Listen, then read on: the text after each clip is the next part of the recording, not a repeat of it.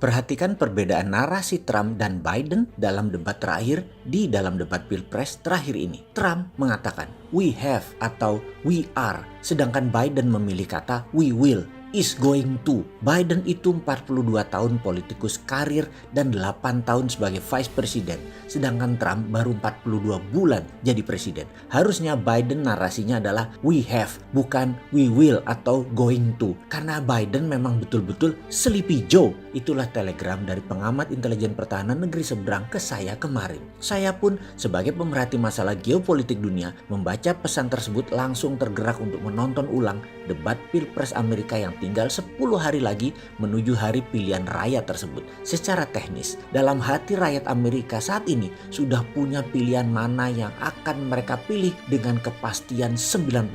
Tetapi 10% itu tetap make a difference. Dalam 10 hari terakhir, kunci mengambil yang 10% itu menjadi sangat penting. Inilah pelajaran bagi mereka yang minat menjadi pelayan publik, menjadi abdi masyarakat sebagai politikus, anggota parlemen, pemerintah daerah hingga pemerintahan pusat. Di pemilihan raya tahun 2016, Trump kalah tipis di popular vote oleh Hillary Clinton. Namun di electoral vote menang telak 60% lebih memilih Trump. Jadilah Trump presiden Amerika ke-45.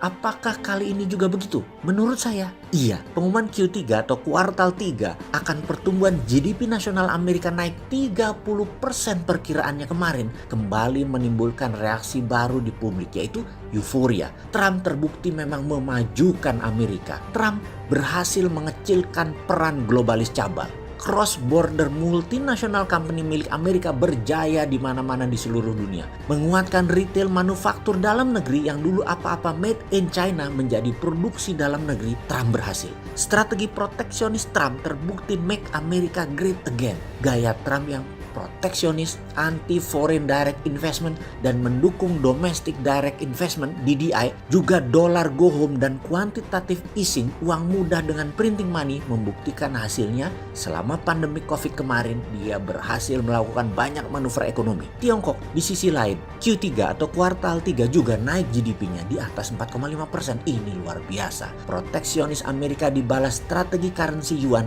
efektif sekali. Keduanya positif hasilnya. Sisi Amerika, sisi Tiongkok. Inilah mengapa keduanya main rubber set untuk perang dagang ini. Positif kok di rekening masing-masing keduanya. Tiongkok memajukan ekonominya, tidak juga menarget asing masuk ke Tiongkok. Mana ada FDI di Tiongkok sebagai solusi ekonomi kontraksi karena COVID. Renminbi dengan financial strategi Tiongkok lainnya, itu yang dimainkan. Trump dengan geopolitik dan proteksionisme meningkatkan ekonomi Amerika. Tiongkok dengan financial strategi meningkatkan ekonomi mainland. Keren keduanya. Tanpa uang asing, tanpa investasi asing, tanpa mesin asing, tanpa orang asing, tetapi tetap ambil sumber daya negara lain yang mau dikadalin mereka. Itu rumus makmur kedua negara tersebut. Indonesia, terserah deh. Wes pinter semua pejabatnya.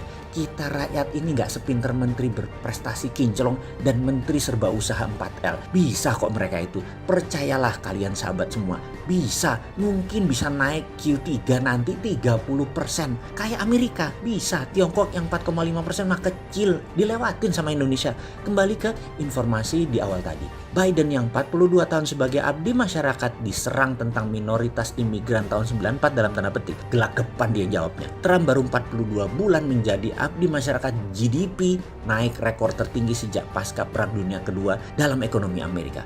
Begitu juga naiknya nilai transaksi Wall Street lebih dari 20% dalam 4 tahun ini. Karena itu saya tetap pegang Trump.